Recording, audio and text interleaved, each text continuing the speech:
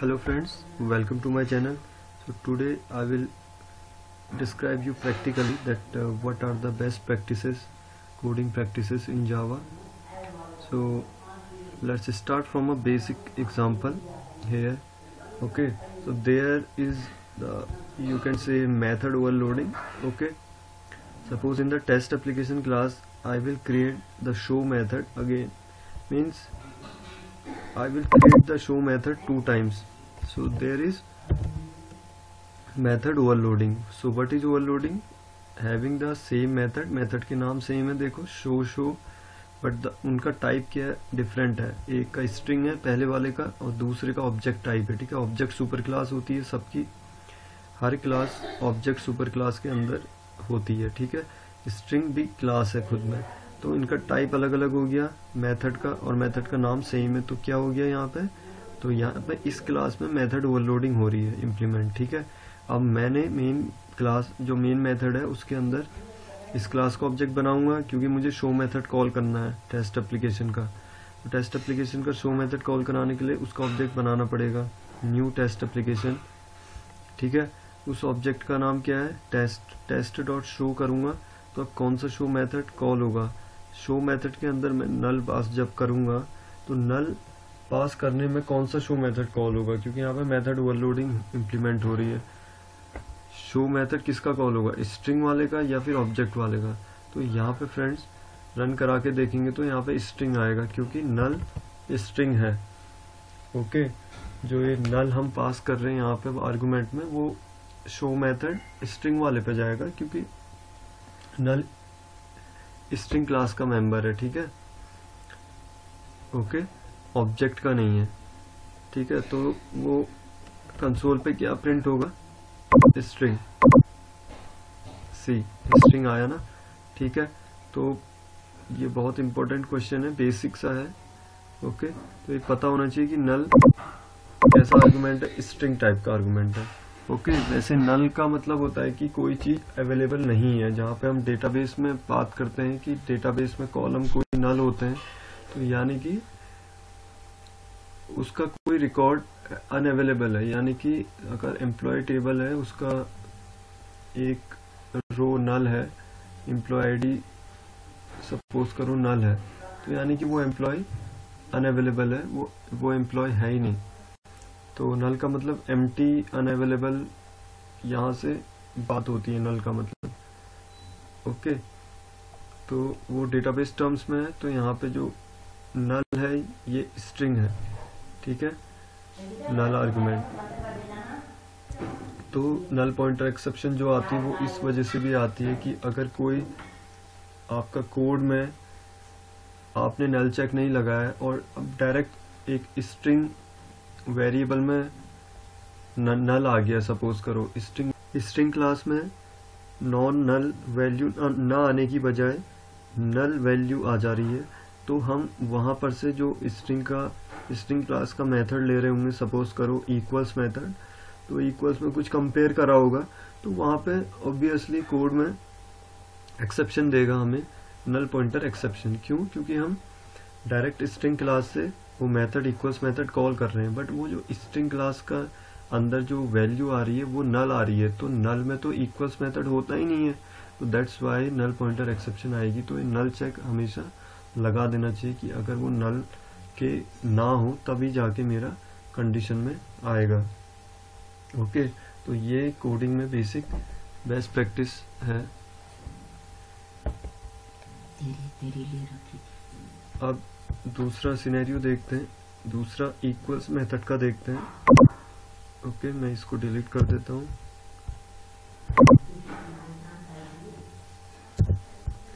Equals method में मैं 2 string ले रहा हूँ. ठीक है, स्ट्रिंग के ऑब्जेक्ट मैंने बनाए. फ्रेंड्स, स्ट्रिंग के ऑब्जेक्ट भी 2 टाइप से बनते हैं, एक लिटरल मतलब डबल कोट्स इम्प्लिसिट ऑब्जेक्ट जो होता है. ठीक है, विनय डाल दिया स्ट्रिंग में, और दूसरा फिर से एक अगेन नेक्स्ट स्ट्रिंग का ऑब्जेक्ट बनाया str2. यहाँ पर भी मैंने सेम स्ट्रिंग का कंटेंट सेम रखा है, विनय इक्वल स्ट्रिंग है, बट ऑब्जेक्ट्स डिफरेंट बनाए हैं str1 str2 से। अब मैं चेक करता हूँ, सपोज स्ट्रिंग क्लास में इक्वल्स मेथड होता है, तो str1 डॉट इक्वल्स के अंदर भी ऑब्जेक्ट टाइप का स्ट्रिंग का ऑब्जेक्ट str2 से कंपेयर किया। ओके, क्या ये इक्वल्स हैं? System dot out dot println में मैंने डाल दिया ट्रू। ओके, तो फ्रेंड चेक कर लेते हैं क्या ये इक्वल्स मेथड क्या करता है फ्रेंड? कंपेयर करता है कंटेंट्स को। ओके, यहाँ पे कंटेंट्स को कंपेयर करेगा, यानी कि str1 में जो कंटेंट है विनय, str2 में कंटेंट है विनय, तो सेम अपर केस है, v first letter, i n a y सारे स्मॉल लोअर केस लेटर में इक्वल है, तो यानी कि विनय स्ट्रिंग और विनय स्ट्रिंग str1 और str2 के मैच कर गए हैं, तो इक्वल्स मेथड ट्रू देगा। ठीक है, इसे कंसोल पे रन भी करा देते हैं। ट्रू आया ना।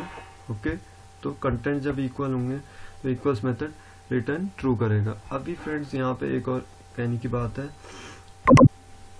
इक्वल्स इग्नोर केस भी होता है, जहां पर वो अपर केस लोअर केस नहीं देखता है। सपोज करो अभी इक्वल्स मेथड ही रहने दो और v का यहाँ मैंने v को स्मॉल कर दिया। ओके, अब लेट्स सी क्या अब ये इक्वल्स मेथड ट्रू देगा, क्योंकि मैंने अपर केस की जगह लोअर केस कर दिया v को। अब ये कंटेंट्स मैच सही करेगा?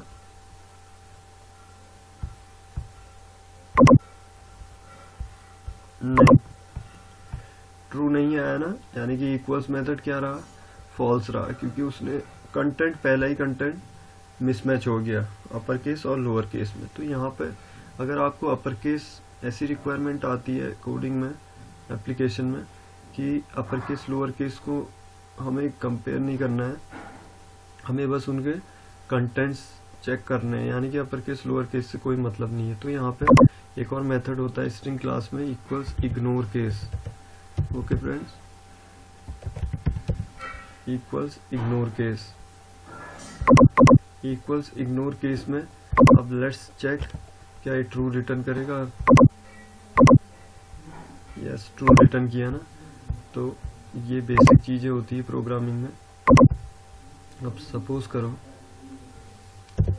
इक्वल्स मेथड ना लेके अब मैं डबल इक्वल्स मेथड ले रहा हूँ। ठीक है, स्ट्रिंग में अगर मैं स्ट्रिंग के ऑब्जेक्ट को डबल इक्वल से कंपेयर करता हूँ, if double equals str1 double equals str2।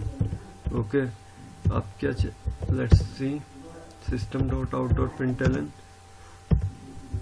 यहाँ पे लिख देता हूँ मैं ट्रू। अगर ये डबल इक्वल्स ट्रू रिटर्न करता है तो मेरा कंसोल में ट्रू प्रिंट होगा। ओके, तो ये डबल इक्वल्स भी बूलियन टाइप का रेफरेंस वेरिएबल, ये क्या करता है? Double equals reference variable compare करता है। ठीक है, str1 का और str2 का। अब देखिए फ्रेंड्स, सपोज करो इसको फिर से मैंने कैप्स लेटर में रख दिया v को। अब कंटेंट सेम है, यानी कि स्ट्रिंग मेरा str1 जब एक ऑब्जेक्ट बना पूल में बना, ठीक है, क्योंकि ये न्यू के थ्रू नहीं बना है, हीप पे नहीं बना है, हीप का ही पार्ट होता है पूल, स्ट्रिंग कांस्टेंट पूल। तो स्ट्रिंग कांस्टेंट पूल में विनय कंटेंट से एक रेफरेंस आईडी होगी इस कंटेंट की, इस विनय स्ट्रिंग की एक रेफरेंस आईडी होगी। ओके, तो वो रेफरेंस आईडी str1 में है। ऐसे ही दोबारा से जब मैंने str2 equal to same string रखा तो यहाँ पर कंपाइलर चेक करता है। ओके, स्ट्रिंग कांस्टेंट पूल में चेक करेगा कि ये कंटेंट पहले पढ़ा तो नहीं है स्ट्रिंग कांस्टेंट पूल में, तो विनय तो सेम नाम से पढ़ा हुआ है। ठीक है, स्ट्रिंग कांस्टेंट पूल में रखा है, तो ऑब्जेक्ट अब पूल में दोबारा ऑब्जेक्ट नहीं बनेगा, यानी कि एक तरीके से मेमोरी यूसेज भी हो गया, रिसोर्सेस यूसेज।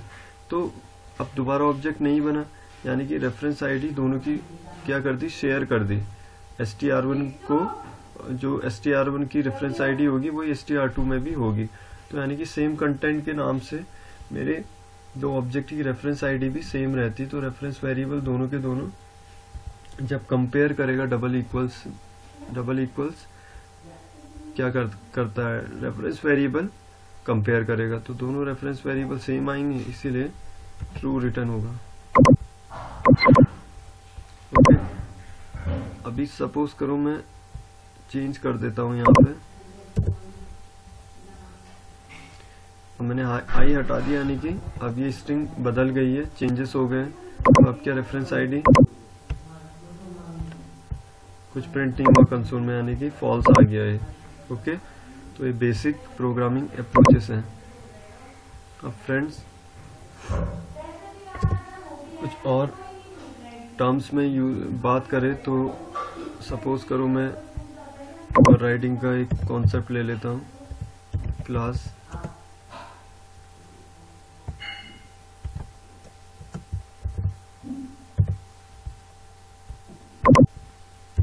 फर्स्ट, इसमें सपोज करूं मैं एक वेरिएबल बनाता हूं,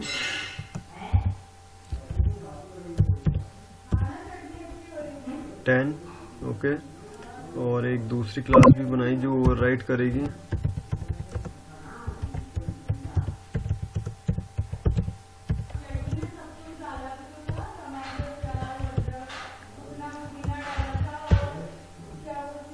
सेकेंड एक्सटेंड्स फर्स्ट। अब यहाँ पे वेरिएबल का नाम सेम है फ्रेंड्स, लेकिन मैंने इसको 20 रख दिया।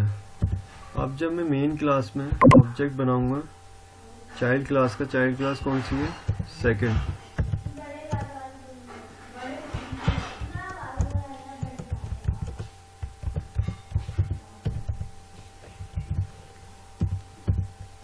और SEC ऑब्जेक्ट से मैं एक्सेस कर रहा हूँ ए।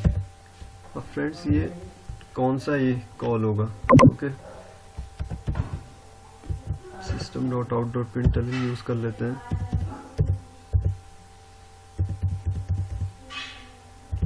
फ्रेंड्स यहाँ पर ना चाइल्ड क्लास सेकंड है और पेरेंट क्लास फर्स्ट है।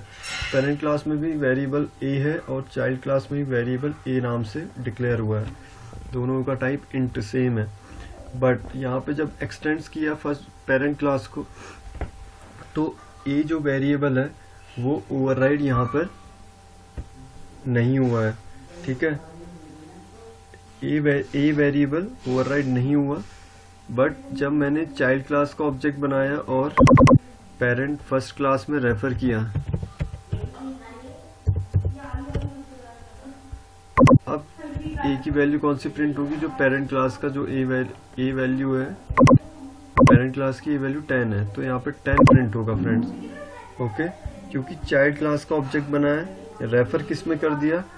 पेरेंट में। तो यानी कि चाइल्ड क्लास के ऑब्जेक्ट में चाइल्ड क्लास ने फर्स्ट क्लास को ओवरराइड किया था, एक्सटेंड्स किया था, तो एक्सटेंड्स में वेरिएबल्स भी ओवरराइड हो जाते हैं। ओके, स्टैटिक और प्राइवेट वेरिएबल्स को छोड़ के सारे वेरिएबल्स ओवरराइड हो जाते हैं और मेथड्स भी ओवरराइड हो जाते हैं, एक्सेप्ट प्राइवेट और स्टैटिक मेथड्स को छोड़ के। तो यहाँ पे तो डिफॉल्ट टाइप का इंट, इसका मॉडिफायर डिफॉल्ट है, कोई मैंने यूज नहीं कर रखा, प्राइवेट पब्लिक प्रोटेक्टेड।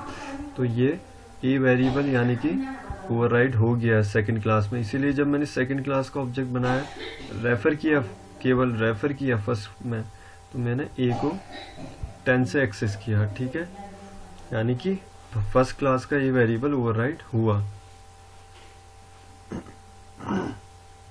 जो सेकंड क्लास की ए की वैल्यू थी वो प्रिंट 20 नहीं हुई, क्योंकि रेफर में फर्स्ट को कर रहा हूं, तो मुझे फर्स्ट का अगर ए वैल्यू कॉल करानी है, फर्स्ट क्लास की ए वैल्यू कॉल करानी है, तो मैं रेफर फर्स्ट में करूंगा और चाइल्ड का बनाऊंगा ऑब्जेक्ट। यानी कि चाइल्ड का ऑब्जेक्ट बनाने में का मतलब क्या है कि सारा फर्स्ट क्लास के भी प्रॉपर्टीज सेकंड में आ गई है।